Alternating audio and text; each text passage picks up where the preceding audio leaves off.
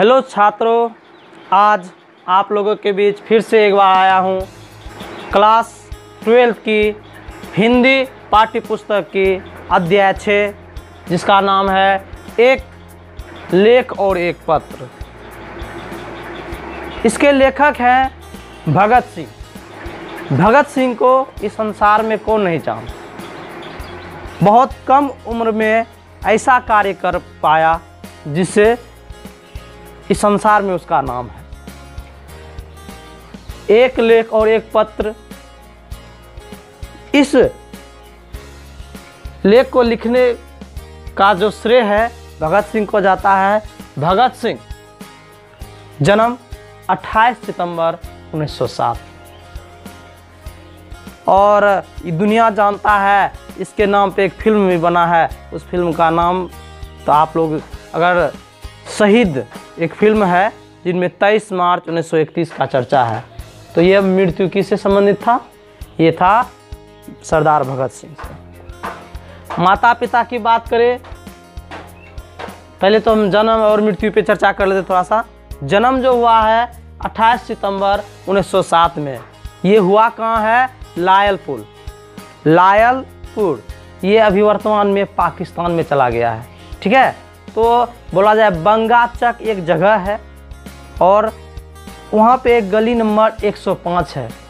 ठीक है, और वहीं पे देखिए गली नंबर 105 है और गुगेरा ब्रांच है और लायलपुर जो वर्तमान में पाकिस्तान क्षेत्र में है। मृत्यु की बात करें 23 मार्च 1931। इस पे एक बना हुआ है फिल्म। ठीक है, शहीद नाम से है। ठीक है, और इसको जो फांसी लगा था शाम में संध्या काल 7:33 पर, और इसको फांसी जो लगा था किस मैटर से? तो एक लाहौर षड्यंत्र था। ठीक है, उसी षड्यंत्र से, लाहौर षड्यंत्र के कारण इसको फांसी हुई थी। और भी बात है, माता विद्यावती, पिता सरदार किशन सिंह। अच्छी तरह से इस बात को याद रखिएगा। परिवार की बात करें तो बड़े चाचा थे अजीत सिंह, छोटे चाचा स्वर्ण सिंह और 2 गो भाई था कुलवीर और कुलतार। ये उसका फैमिली बायोडाटा है। और इसका पूरा फैमिली की बात करें स्वतंत्रता सेनानी में लीन थे। पहली गिरफ्तारी जो हुआ था इसी लाहौर षड्यंत्र में तो फांसी लगा, लेकिन पहली बार जो इसको गिरफ्तार किया गया वो मई 1927 में, और 1926 में इस पर केस दर्ज किया गया बम विस्फोट। एक मेला गया था घूमने के लिए, उस मेला में बम विस्फोट किया था। ठीक है, उसी केस के सिलसिले में इसकी पहली गिरफ्तारी मई 1927 में। ठीक है, अगर बात करें पहली गिरफ्तारी तो वह हुआ था अक्टूबर 1926 में दशहरा मेले में। हाँ, वो कौन से मेले की बात बोल रहे थे? दशहरा मेला। 1926 अक्टूबर 1926 में दशहरा मेला में बम विस्फोट हुआ, जिसमें पहली गिरफ्तारी 1927 में किया गया। ठीक है, और माता पिता बाकी सब तो हम समझ गए। ठीक है, थोड़ा सा अब इसके कृति के बारे में भी सुन लेते हैं। अकॉर्डिंग टू बुक के अनुसार से क्या क्या था कि 12 वर्ष की उम्र में जालियांवाला बाग की मिट्टी लेकर क्रांतिकारी गतिविधियों की शुरुआत किया। 1919 में जालियांवाला बाग हत्याकांड हुआ था 13 अप्रैल को। उसी दरमियान में पूरा वो बाग ना खून से लहूलुहान था। तो मात्र 12 साल का बालक था भगत सिंह, मात्र 12 साल। और उन्होंने इस घटना को देखकर उसके शरीर में क्या क्या एक अजब सी घटना घटने लगी। उसके अंदर में यह बात आने लगा कि हमारे देश में अंग्रेज है और हम ही हमारे पे अत्याचार करते हैं। तो उन्होंने जालियांवाला बाग से एक मुट्ठी मिट्टी लेकर, लाल मिट्टी था, उसको एक शीशी में पैक किया और उसी दिन से उन्होंने प्रण लिया कि मैं अंग्रेजों को अपने देश से निकाल फेंकूंगा। तो 12 वर्ष में ये हुआ था। 1922 में चोरी चोरा कांड के बाद 15 वर्ष की उम्र में कांग्रेस और महात्मा गांधी से मोहभंग हुआ। चोरा चोरी हत्याकांड 5 फरवरी 1922 को हुआ था। चोरा चोरी हत्याकांड ये हुआ था, एक जगह है उत्तर प्रदेश में, चौरी चौरा नामक स्थान, वहीं पे हुआ था। तो खैर इसके बारे में चर्चा बहुत कर सकते हैं, ठीक है। अब है कि 15 वर्ष जब उसका 12 वर्ष में ये घटना घटा था 1919 में, 3 साल 1919 और 3 बस 1922 में चौरी चौरा हत्याकांड, उसमें इसका उम्र 15 साल हो गया। उसी में उसका ना मोह भंग टूट गया, किससे? महात्मा गांधी से और कांग्रेस से। 1923 में पढ़ाई को घर छोड़कर कानपुर गणेश शंकर विद्यार्थी पत्र प्रताप में सेवाएं देने लगे, यानी अब वो घर को भी त्याग दिया, नहीं अब हमें नहीं रहना है, मतलब पढ़ाई को बीच में क्या क्या उन्होंने त्याग दिया, ठीक है। इन्होंने बहुत से ऐसे चीज़ लिखी, लेख लिखा, पत्र सब लिखा, जो कि अभी वर्तमान में हम लोगों को इसे सीख लेनी चाहिए, ठीक है। तो गाइस ज़्यादा हम चर्चा नहीं करने वाले हैं इसके प्रति, बस भगत सिंह के डायरी से एक कविता निकला है, ठीक है, और उसको जो लिखा है वाल्ट विटमैन ने। वाल्ट विटमैन जो अंग्रेजी पोएट्री है, ठीक है, वो लिखते हैं अंग्रेजी, ठीक है। उसी ने सरदार भगत सिंह का एक डायरी था, उसी में डायरी में लिखा है, क्या लिखा है? वे मृत शरीर नवयुवकों के, शहादत से संबंधित है, जो कि सबों के लिए सुनने योग्य बातें हैं। कहता है, वे मृत शरीर नवयुवकों के, वे शहीद जो झूल गए फांसी के फंदे से, वे दिल जो छलनी हो गए भूरे शीशे से, सर्द और निष्पंद जो वे लगते हैं जीवित है और कहीं, अबाधित ओज के साथ वे जीवित है अन्य युवा जन में ओ राजाओं, वे जीवित है अन्य बंधुजनों में, फिर से तुम्हें चुनौती देने को तैयार, वे पवित्र हो गए मृत्यु से शिक्षित और समुन्नचित, दफन न होते आज़ादी पर मरने वाले, पैदा करते हैं मुक्ति बीज, फिर और बीज पैदा करने को, जिसे ले जाती दूर हवा और फिर बोती है, और जिसे पोषित करते हैं वर्षा और जल हिम,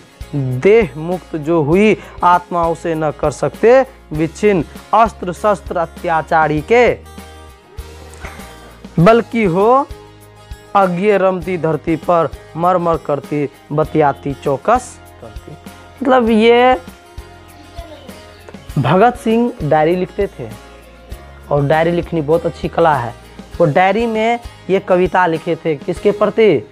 सेनानियों के प्रति, लोगों के अंदर जोश भरने के लिए कि हम भारत पे किसी का हक नहीं जमाने देंगे, ऐसी सब बातें लिखी थी। ये प्रसारित क्या? वाल्ट विटमैन, लेकिन ये लिखा किसने है? भगत सिंह, ठीक है। चलो अब हम पढ़ने जा रहे हैं एक लेख और एक पत्र।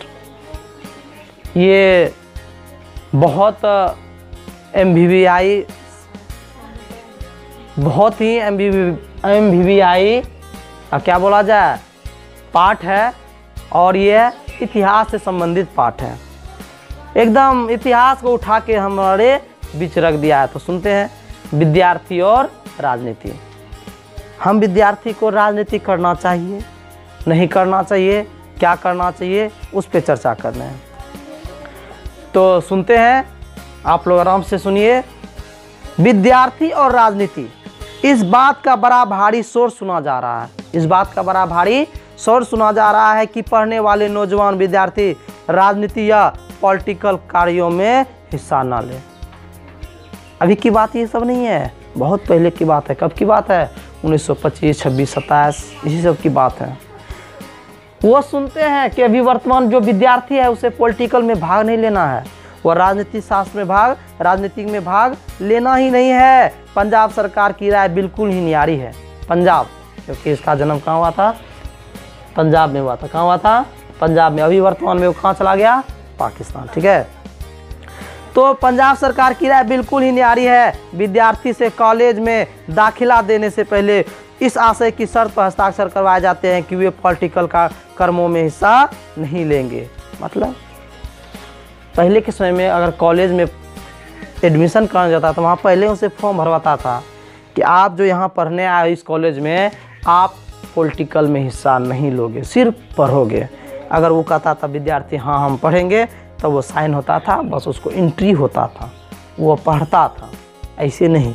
ठीक है, आगे हमारा दुर्भाग्य की लोगों की ओर ये चुना हुआ मनोहर, जो अब शिक्षा मंत्री है, स्कूल कॉलेजों के नाम एक सर्कुलर या परिपत्र भेजता है कि कोई पढ़े या पढ़ाने वाले पॉलिटिक्स में हिस्सा न ले। तो सीधी बात है, उस समय की सरकार ने कहा कि जो पढ़ेगा उसको पॉलिटिक्स से सीधा नाता तोड़ना पड़ेगा।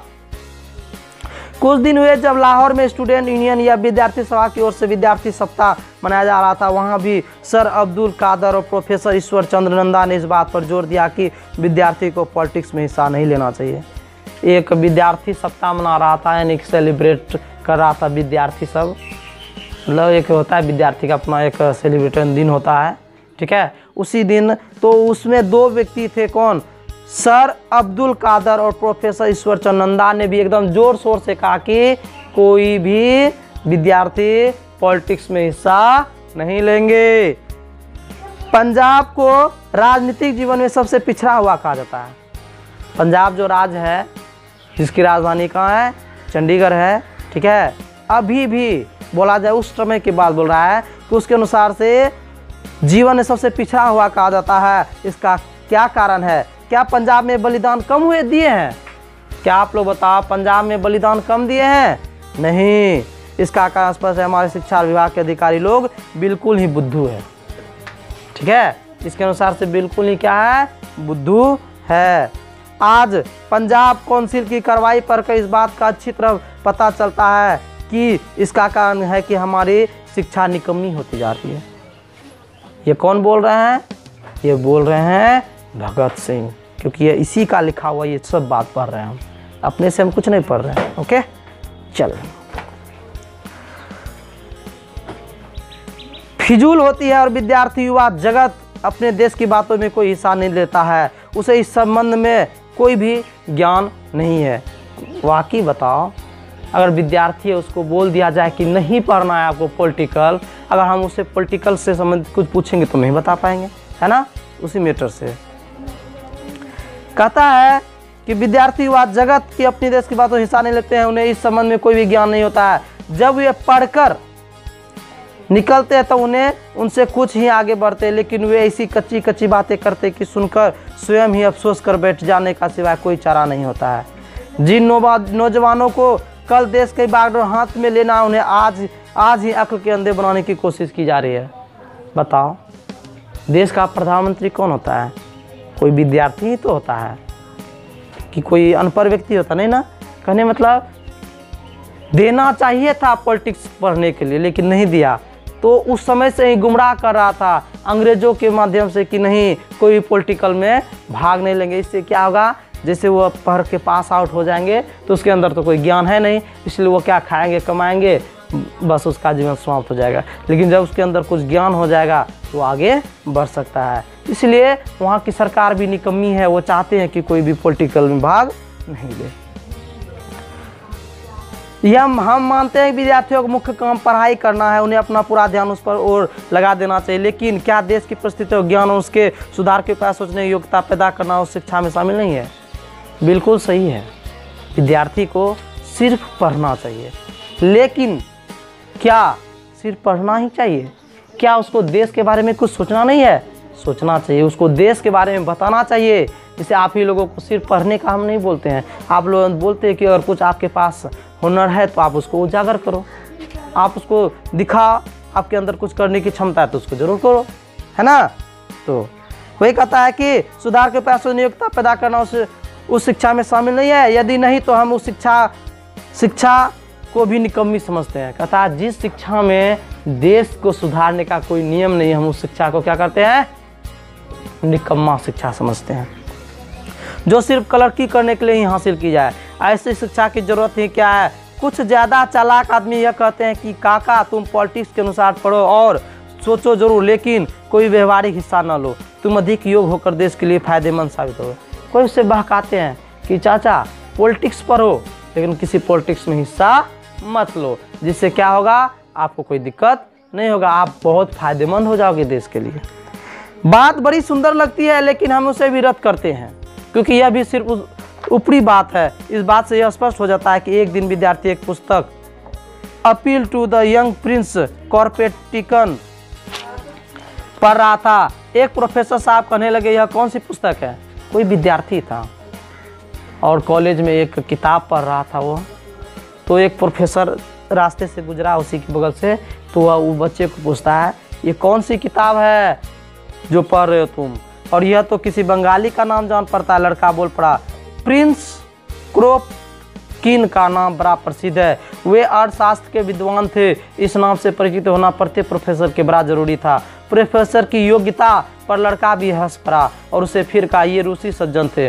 बस रूसी कहकर टूट पड़ा। प्रोफेसर ने कहा कि तुम बोल्शेविक हो क्योंकि तुम पॉलिटिकल पुस्तकें पढ़ते हो। सीधी बात है, अर्थशास्त्र पढ़ रहे थे बच्चा, ठीक है, और किसका पढ़ रहे थे, प्रिंस क्रोपेटकिन। प्रिंस क्रोपेटकिन नाम का एक बहुत मशहूर राइटर था और वो कहाँ का था, रूस का था। और जैसे ही रूस का नाम सुना प्रोफेसर के अंदर में गुस्सा आ गया, क्योंकि रूस मतलब होता है बोल्शेविक। तो ये कहा कि तुम बोल्शेविक हो, तुम राजनीति करते हो, तुम यहाँ पढ़ने क्यों आए हो, तुम यहाँ पढ़ने क्यों आए हो, ठीक है। देखिए आप प्रोफेसर की योग्यता। अब उस बेचारे विद्यार्थियों को उनसे क्या सीखना है। ऐसी स्थिति में वे नौजवान क्या सीख सकते हैं बताओ। बच्चा पढ़ रहा था कोई किताब, वो किताब पढ़ने के लिए उसको क्या क्या मना कर दिया, उस पर अलग तरह का बातें बनाने लगा। दूसरी बात यह है कि व्यवहारिक राजनीति क्या होती है। एक होता है क्या, ध्यान देना बच्चा लोग, एक होता है कौन सी, किताबी ज्ञान, और एक होता है व्यवहारिक ज्ञान। किताबी ज्ञान क्या, हम किताब में बस पढ़ते हैं पढ़ के हम छोड़ देते हैं। व्यवहारिक ज्ञान का मतलब गया प्रैक्टिकल, हम उस चीज़ को करते हैं, करके दिखाते हैं, उसे क्या कहते हैं, व्यवहारिक। दूसरी बात है व्यवहारिक राजनीति क्या होती है। महात्मा गांधी, जवाहरलाल नेहरू और सुभाष चंद्र बोस का स्वागत करना और भाषण सुनना तो हुई व्यवहारिक राजनीति, पर कमीशन या वायरस का स्वागत करना क्या हुआ। क्या वह पॉलिटिक्स का दूसरा पहलू नहीं। सरकारों और देशों के प्रबंध से संबंधित कोई भी बात पॉलिटिक्स के मैदान में ही गिन जाएगी। तो फिर यह भी पॉलिटिक्स हुई कि नहीं। कहा जाएगा कि इससे सरकार खुश होती है और दूसरों से नाराज। फिर सवाल, तो सरकार की खुशी या नाराजगी का ही हुआ। सरकार का ही तो बात है ना सब, कोई दुखी है कोई खुशी है, सब सरकार का ही बात है। क्या विद्यार्थियों को जन्मते ही खुशामद का पाठ पढ़ाया जाना चाहिए। क्या जब बच्चा जन्म लेता है क्या उसी समय से उसको खुशामद का पाठ पढ़ाया जाना चाहिए। हम जो समझते हैं कि जब तक हिंदुस्तान में विदेशी डाकू नहीं, पशु है, पेट के गुलाम है, तो हम किस तरह कहें विद्यार्थी वफादारी का पाठ पढ़ें। यानी मतलब किस तरह से हम कहेंगे। अगर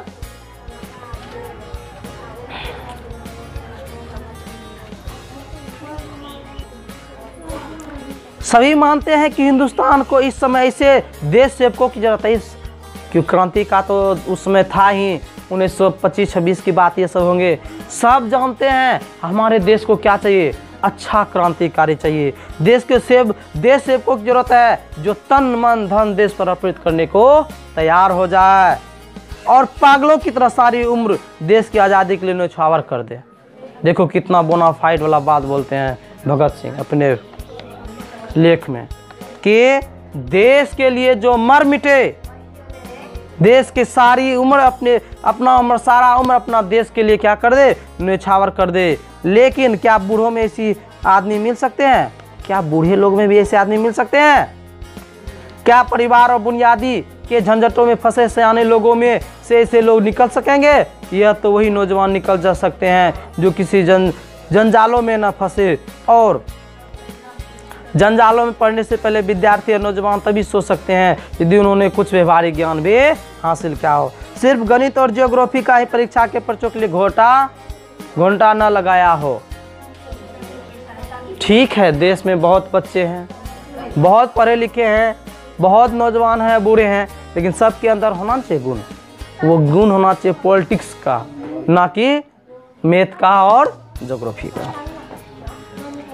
क्या इंग्लैंड के सभी विद्यार्थियों का कॉलेज छोड़कर जर्मनी के खिलाफ लड़ने के लिए निकल जाना पॉलिटिक्स नहीं था। तब हमारे उपदेशक कहाँ थे जो उसने कहते जाओ, जाकर शिक्षा हासिल करो। आज नेशनल कॉलेज अहमदाबाद के जो लड़के सत्याग्रह में बारदोली वालों की सहायता कर रहे हैं, क्या वे ऐसे ही मूर्ख रह जाएंगे? सभी देशों को आज़ाद करवाने वाले वहाँ के विद्यार्थी और नौजवान ही करते हैं। क्या हिंदुस्तान के नौजवान अलग अलग रहकर अपना और अपने देश का अस्तित्व बचा पाएंगे? नौजवान 1919 में विद्यार्थियों पर किए गए अत्याचार भूल नहीं सकते हैं। वे यह भी समझते हैं कि उन्हें एक भारी क्रांति जरूरत है। वे पढ़े, जरूर पढ़े, साथ ही पॉलिटिक्स का भी ज्ञान हासिल करे और जब जरूरत हो तो मैदान में कूद पड़े और अपना जीवन इसी काम में लगा दे, अपने प्राणों का इसी में उत्सर्ग कर दे, वरन बचने का कोई उपाय नजर नहीं आता है। कहने का मतलब क्या, सारांश समझो कि भगत सिंह के अनुसार से सच्चा पढ़ाई, छात्र जीवन का पढ़ाई क्या है? गणित, ज्योग्राफी के साथ साथ पॉलिटिक्स का विज्ञान। कहने मतलब और सब्जेक्ट पढ़ो, लेकिन पॉलिटिक्स जो पढ़ लिया उसी को इस बात से केयर हो गया कि वह आगे भविष्य में राजनीतिक में भाग ले सकते हैं, देश की बागडोर संभाल सकते हैं, देश को चला सकते हैं। ठीक है, तो ये था एक लेख लिखा था छात्र जीवन और पॉलिटिक्स, राजनीति के बारे में। अब हम जो पढ़ रहे हैं वो है कौन सी? एक पत्र। क्या है वो? एक पत्र। तो पत्र क्या लिखता है, इस पे हम चर्चा करने वाले। ठीक है, सुखदेव के नाम पत्र। भगत सिंह ने सुखदेव को एक पत्र लिखा। उस पत्र में क्या चर्चा किया गया है तो अब अभी आप सुनेंगे। प्रिय भाई, जैसे हम लोग लिखते हैं ना पत्र, प्रिय दोस्त, या आदरणीय माताजी प्रणाम, आदरणीय पिता प्रणाम, प्रिय दोस्त नाम लिख के बोलते हैं ना, वही है। तो सुखदेव को एक पत्र लिखता है कौन? ये लिखता है उसका मित्र भगत सिंह। क्या लिखते हैं? प्रिय भाई, मैंने आपके पत्र को कई बार ध्यानपूर्वक पढ़ा। मैंने आपके पत्र को कई बार ध्यानपूर्वक पढ़ा। मैं अनुभव करता हूं कि बदली हुई परिस्थितियों ने हम पर अलग अलग प्रभाव डाला है। जिन बातों से जेल के बाहर घृणा करते थे वे आज आपके लिए अब अनिवार्य हो चुकी है। इसी प्रकार में जेल से बाहर जिन बातों का विशेष रूप से समर्थन करता था वे अब मेरे लिए विशेष महत्व नहीं रखती है। उदाहरणार्थ, मैं व्यक्तिगत प्रेम को विशेष रूप से मानने वाला था। सुखदेव भी जेल में है, भगत सिंह भी जेल में है। उस समय ना जेल में पत्र लिखने का ये एगो ना पर महीना में कुछ समय के लिए ना उसको ना पत्र देता था आदान प्रदान करने के लिए, उसको किताब सब मिलता था। तो भगत सिंह ने एक पत्र लिखा सुखदेव को, ठीक है, और सुखदेव को लिखकर वो क्या किया, किसी के माध्यम से सुखदेव के पास पहुंचाया। ठीक है, तो उसमें से क्या कहा, जिन बातों को हम नहीं मानते थे आज हम नहीं मान रहे हैं, बाहर में उस बात को मानते थे। बाहर में जिन बातों को हम केयर करते थे आज हमें वो कोई महत्व नहीं रखता है बातों को। ठीक है, बाहर अब आप इसके कड़े विरोधी थे, परंतु इस संबंध में अब आपके विचार में भारी परिवर्तन एवं क्रांति आ चुकी है। आप इसे मानव जीवन का एक अत्यंत आवश्यक अनिवार्य अंग अनुभव करते हैं और सहानुभूति से आपको एक प्रकार का आनंद भी प्राप्त हुआ है। आपको याद होगा कि एक दिन मैंने आत्महत्या के विषय में आपसे चर्चा किया था। ध्यान से सुनिएगा। भगत सिंह ने चिट्ठी में लिखा सुखदेव को, आपको याद है मैंने एक दिन आपसे बोला था कि मैं अब आत्महत्या कर लूंगा। तब मैंने आपको बताया था कई परिस्थितियों में आत्महत्या उचित हो सकती है। बहुत ऐसी परिस्थिति है जिसमें आत्महत्या क्या हो सकता है, उचित हो सकता है, लेकिन आप मेरे दृष्टिकोण का विरोध किया था। मुझे उस पर चर्चा के समय स्थान भली प्रकार याद है। हमारी यह बात शहंशाही कुटिया में शाम के समय हुई थी। शहंशाही कुटिया उस सबका एक पर्सनल था। वहीं पे ये बात हुआ था शाम में। आपने मजाक के रूप में हंसते हुए कहा था कि इस प्रकार का कायरता का कार्य कभी उचित नहीं माना जाता। इस प्रकार के कायरता वाला जो कार्य है इसको उचित हम कभी नहीं मानते हैं।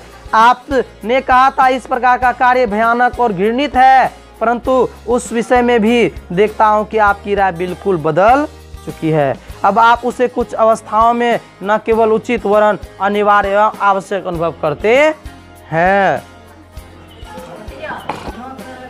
मेरी इस विषय में अब यही राय है कि जो पहले आपकी थी अर्थात आत्महत्या एक घृणित अपराध है। यह पूर्णतः कायरता का कार्य है। क्रांतिकारी का तो कहना ही क्या, कोई भी मनुष्य से कार्य को उचित नहीं ठहरा सकता है। आप कहते हैं कि आप यह नहीं समझ सके कि केवल कष्ट सहन करने से आप अपने देश की सेवा किस प्रकार कर सकते हैं। आप जैसे व्यक्ति की ओर से ऐसा प्रश्न करना बड़े आश्चर्य वाली बात है। क्यों नौजवान भारत सेवा के ध्येय सेवा द्वारा कष्टों को सहन करना एवं बलिदान करना को हमने सोच समझकर कितना प्यार किया था। मैं समझाता हूं कि आपने अधिक से अधिक संभव सेवा की। अब यह समय है कि जो कुछ आपने किया उसके लिए कष्ट उठाएं। दूसरी बात यह है कि उसी समय वह अवसर है कि अब आपकी सारी जनता का नेतृत्व करना हो। मानव किसी भी कार्य को उचित मानकर ही करता है। जैसे कि हमें लेजिस्लेटिव असेंबली में क्या किया, बम फेंका। ठीक है, कहने मतलब भगत सिंह और सुखदेव के बीच जो चिट्ठी के माध्यम से बातें हो रही है, वो एक विशेष चर्चा हुआ था किस पे, आत्महत्या के बारे में। आत्महत्या भगत सिंह के अनुसार से क्या है, कायरता का निशानी है। जो कायर लोग होते हैं वो आत्महत्या करते अपना जीवन समाप्त कर लेते हैं, और जो बुद्धिमता लोग होते हैं, जो कुछ करने वाले होते हैं, वो कभी भी आत्महत्या का बारे में सोचते नहीं हैं। आपको याद है ना, हमने जो असेंबली में बम फेंका था, कार्य करने पर उसका परिणाम, उसका फल भोगने की बारी आती है। हमने वो कार्य किया तो इसका मतलब फल तो मिलेगा और उसका फल तो हम भोगेंगे ही भोगेंगे। क्या आपका यह विचार है कि यदि हमने दया के लिए गिराते दंड से बचने का प्रयत्न क्या होता तो यह हमारा यह कार्य उचित होता? नहीं, इसका प्रभाव लोगों पर उल्टा होता। अब हम अपने लक्ष्य में पूर्णतः सफल हुए। असेंबली में बम फेंका, चाहते तो अंग्रेजों के सामने गिड़गिड़ाते, पैर पकड़ते, भीख मांगते कि मुझे छोड़ दो छोड़ दो छोड़ दो। लेकिन इससे क्या होता?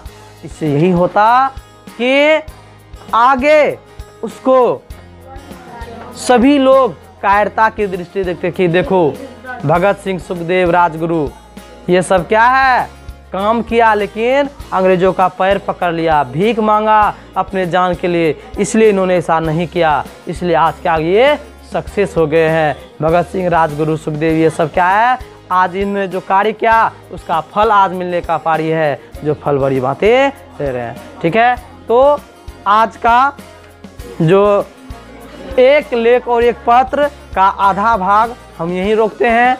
नेक्स्ट जो वीडियो होगा वह बहुत जल्द अपलोड कर दिए जाएंगे। तत्काल खुश रहिए, घर में रहिए और पढ़ाई पे विशेष ध्यान दीजिए। और वीडियो को 1 से 2 बार जरूर देखिए, पूरी तरह से देखिए, समझ में आएंगे। और अगर यह वीडियो आप ध्यान से देखेंगे तो आशा है कि आगे बहुत काम आएंगे। नेक्स्ट वीडियो के लिए कुछ समय वेट कीजिए, आपके पास बहुत जल्द हासिल होंगे।